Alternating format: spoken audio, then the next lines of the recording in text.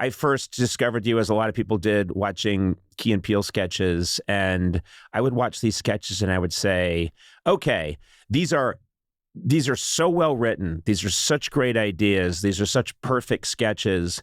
And these two guys are playing them perfectly. And it made me so happy. It brought me so much joy. And then you would come on the show. You guys came together. You came separately, but you came on the show and you would do bits and we would talk. And it was just a thrill because I think sketch comedy is an underrated art. And it's so seldom that I see sketch comedy performers that I think are just magnificent. And you guys came along and just killed it right away. Oh, well, thank you. I mean, some of the sketches I've spent years relating them to people. Like, you know that one? Mm-hmm. You know that one? Yeah. There's the burn victim who's the insult comic. That one, a lot of comedians really connect with this one. Yes. Yes. And I mean, that one, I mean, there's so many great sketches, but that one I have talked about with other comics and other people, other non-comics, and said, you know this sketch? And comedian going around the audience and then respectfully passes over someone who clearly has been in a horrible situation. Burns all over them and is just, but passes over, tries to start heckling and, doing crowd work with the next guy. And the guy goes, do me. And he says, no, sir, I wouldn't do it. He goes, I can take it. Yes. And you make him do it, and then he does it, and you're like, too far. I thought I could take it, but I can't. Yeah. I was crying when I first saw that. I've watched it multiple times, and you guys have many sketches like that, but I was like, okay, that's up there with, take your favorite SCTV pieces, take your favorite, your favorite sketch from SNL ever, take your favorite, you name it, Monty Python. I mean, just the whole pantheon. You guys have a bunch of sketches that slide in there, and Thank you. God damn it, you're amazing. I believe Alex Rubens was the writer on that sketch as well, and we had an amazing team of writers. So if I'm wrong about that, I'm desperately mortified. But look, but also the commitment. It's the ideas and then the performances. Simplest idea in the world, but the Black Panther leader. Oh yeah, Keegan is the Black Panther leader, and he's talking really angrily, and you're just making this kind of defiant face in the background, and then you start popping up into the foreground, and then you come in from the side, and then you come in from the top, which is just insane. And I was raised on Warner Brothers cartoons, and my sense of humor has always been very cartoonish. And when you guys would go into that cartoon world where reality bends in this beautiful way to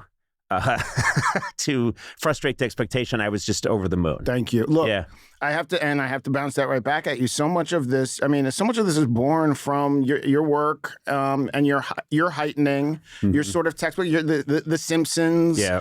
This, and it was a type of sketch comedy that you see in the best sketches where it's just kind of an aggressive and ridiculous heightening. And Mr. Show did it.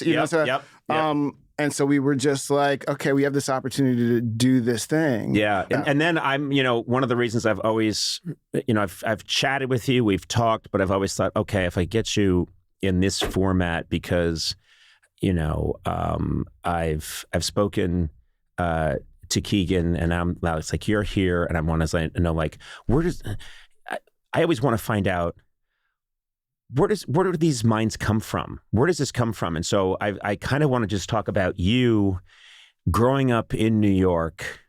At what point do you realize I think of very strange things and I really like comedy? Or was your first true love film, or was it comedy, or both, or horror? Where does it all start? I probably fell in love with comedy at the same time I was getting really scared by shit. And I mean scared like as a kid, like, kid growing up in New York. I grew up next to a building called the Stratford Arms that was a hotel for transients, is what it said on the side. And it was basically, very interesting characters. Let's just put it that way.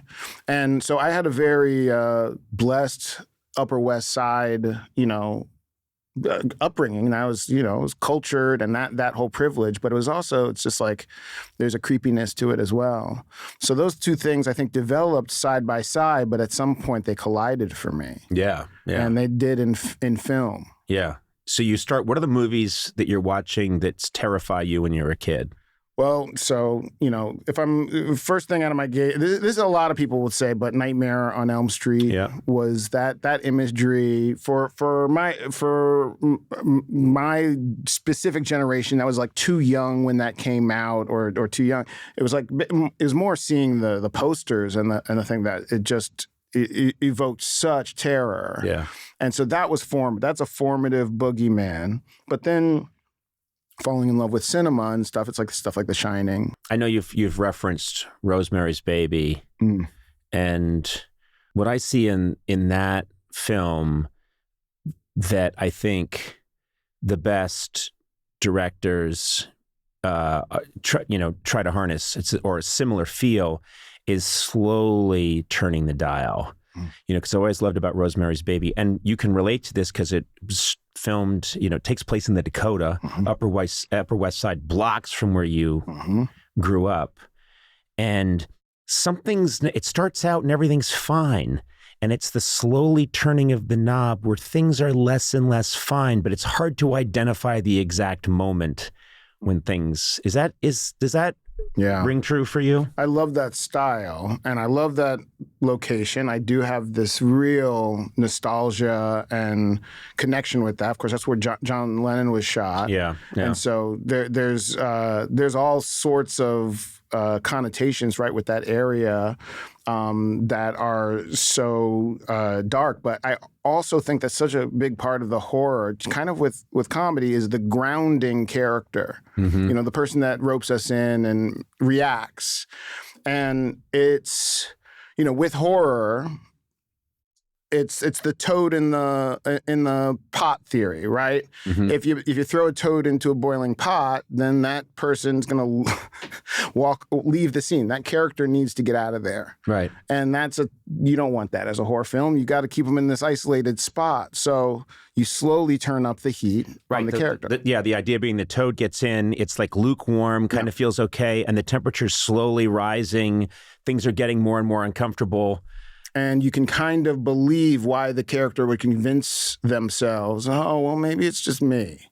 It's so interesting because there's I haven't thought about this at all, but they're close brothers, or they're related, comedy and horror. There's a similar thing going on. It's just because you need to acclimate somebody to something that's very normal. My favorite comedies are, let's acclimate to something very normal. And then you slowly start to bend things and twist things. Of course, you get to this insane place, but a lot of comedies that are most effective work that way. They get you to buy into a reality, and then you have to start accepting a few premises here and there along the way, but you get sort of spoon-fed them. And I think it's the same thing with probably really good horror, or the kind of horror I respond to. Yeah, and just like the comedy, it's like the heightening, the pushing, the fantastical and the imagination.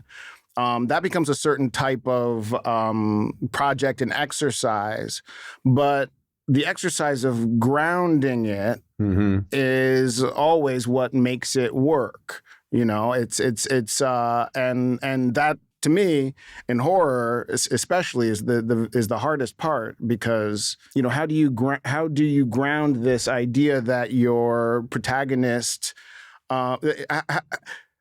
would stay in this situation very long? It's kind of always comes up. How can they not solve this? And you're putting the audience in this angst of wanting your character to solve it, but you're not giving that to them. And so the only way to make that in any way satisfying is to kind of honor the grounded experience as much as possible. It's interesting because I was thinking of, when you did Get Out, it's very important that, as you said, if someone shows up, goes away for a weekend with his girlfriend and goes to a house, meet the family, if things are fucked up right away, they're out the door. So you have all these reasons which I can relate to, which is, no, this is okay. This is all right. I'm going to stay here. I'm going to stay in this. Okay, I can handle this. And then things, you can, like you say, turn up the heat on the pot. But how you do it and how gradually you do it is really important. And that's the Guess Who's Coming to Dinner setup is one that everyone kind of like connects to, which is like that anxiety of meeting your in-laws for the first time, or your potential in-laws, and you want to crawl out of your skin and leave, but you can't. You're there for a reason. So we all... I just love too. There's like, what's that line in there? Or trying to, who is it? The terrific actor. Oh, Bradley Whitford. Yeah, Bradley Whitford. Is it Bradley Whitford who says, oh man, Obama, hey, greatest president, right? Yeah. And you just think, okay, this is... I would have voted for him a third time. But I was just thinking, like, to me, that's also a funny comedy situation too, which is... This white person is way over, is pushing it. Do you know what I mean? Yeah. Well, yeah, that was the that was the element of it. And I'm sorry I said that to you when you came in today. Well, yeah, that you should. Obama, man, right? A little tone deaf. It was a little tone deaf. There's such a thing as being too colorblind. You don't. I'm sorry. I was trying to get in good with you right away, and it was weird. You're good. We know each other. But then I was saying he should be a Supreme Court justice, and you said let's let it go. I like him too. I don't need to be cast as your judge. I don't need to be president of the United States. No, but look, I mean, we're obviously joking, but it's this.